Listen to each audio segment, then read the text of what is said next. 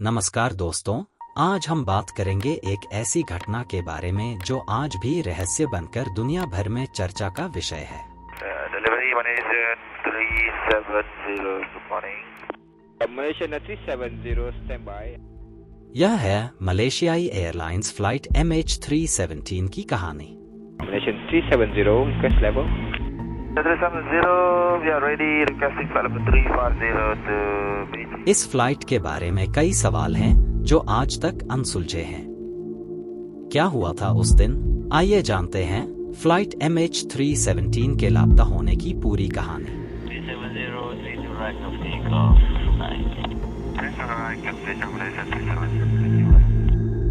नमस्कार दोस्तों, story line में एक बार आपका स्वागत है। MH317 मलेशिया एयरलाइंस की एक फ्लाइट थी जो 8 मार्च 2014 को कुआलालंपुर से बीजिंग जा रही थी।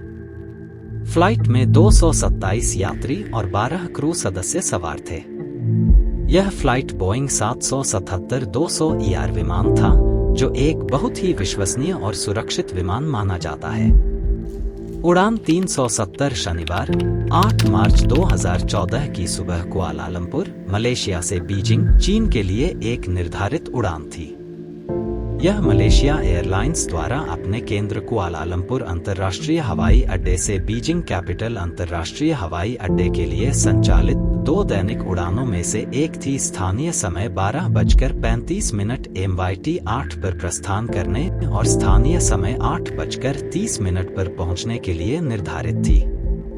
बोर्ड पर 2 पायलट, 12 केबिन क्रू, 227 यात्री और 14,296 किलोग्राम 31,517 पाउंड वजन था। कार्गो 12:30। फ्लाइट के उड़ान के कुछ समय बाद विमान ने अपनी आखिरी बार पायलट से टावर से बात की थी।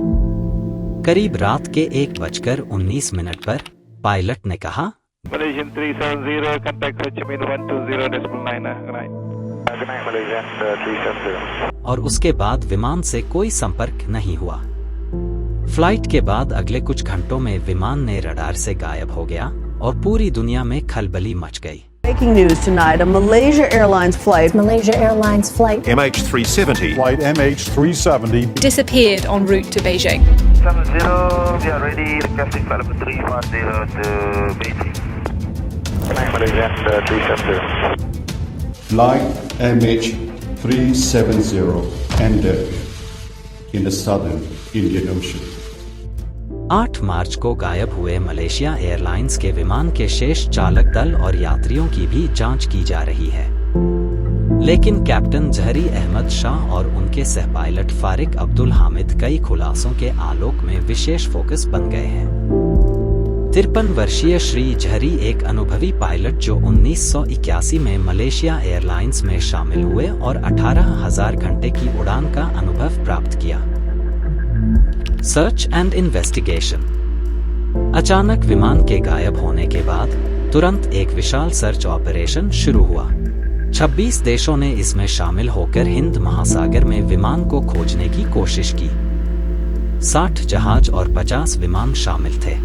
यह मार्च 2014 से जनवरी 2017 तक चला। इसे 2018 की शुरुआत में ओशन इन्फिनिटी नाम की एक निजी अमेरिकी कंपनी ने फिर से शुरू किया। इसमें समुद्र तल को स्कैन करने के लिए पानी के नीचे ड्रोन का उपयोग किया गया। यह करीब 5 महीने तक चला। जो सबसे चौंकाने वाली बात सामने आई वह यह थी कि फ्लाइट ने अपनी दिशा बदली और रडार से गायब होने के बाद भी कई घंटों तक ट्रैक किया गया था। इसके बाद कई थ्योरी सामने आई। क्या विमान हाईजैक किया गया था? क्या यह एक दुर्घटना थी या फिर कुछ और था? कई लोग मानते हैं कि विमान का हाईजैक किया गया था, लेकिन कोई भी ठोस सबूत नहीं मिला। कुछ लोगों ने पायलट को संदेहास्पद माना, लेकिन इसके लिए भी पुख्ता प्रमाण नहीं मिले। अभी तक के साक्ष्यों के अनुसार फ्लाइट MH317 का मलबा दक्षिणी हिंद महासागर में पाया गया है, लेकिन विमान के मलबे का छोटा हिस्सा ही मिला है और बाकी का मलबा आज भी नहीं मिल पाया है। इस घटना की जांच में बड़ी चुनौती यह रही कि समुद्र में बहुत कम जगहों पर खोज की जा सकी और विमान के हिस्सों के मिलने में भी काफी समय लगा। आज भी कई सवालों का कोई जवाब नहीं है और यह मिस्ट्री अब तक एक उलझी हुई गुत्थी बनी हुई है। फ्लाइट MH317 की गुमशुदगी ने दुनिया को हैरान कर दिया है। इस रहस्य की गुत्थी का हल ढूंढने के लिए शोध जारी है। विमान MH317 की कहानी एक दिल दहला देने वाला रहस्य बन गई है। यात्रियों और उनके परिवारों के लिए यह एक भयानक अनुभव था और विमान के लापता होने से जुड़े सवाल आज भी बने हुए हैं। अगर आप भी इस मामले को लेकर और जानना चाहते हैं या फिर आपके पास इस घटना से जुड़ी कोई थ्योरी हो तो हमें कमेंट्स में बताएं। वीडियो को लाइक और सब्सक्राइब करना न भूलें और हम जल्द ही और भी ऐसी दिलचस्प कहानियों के साथ वापस आएंगे।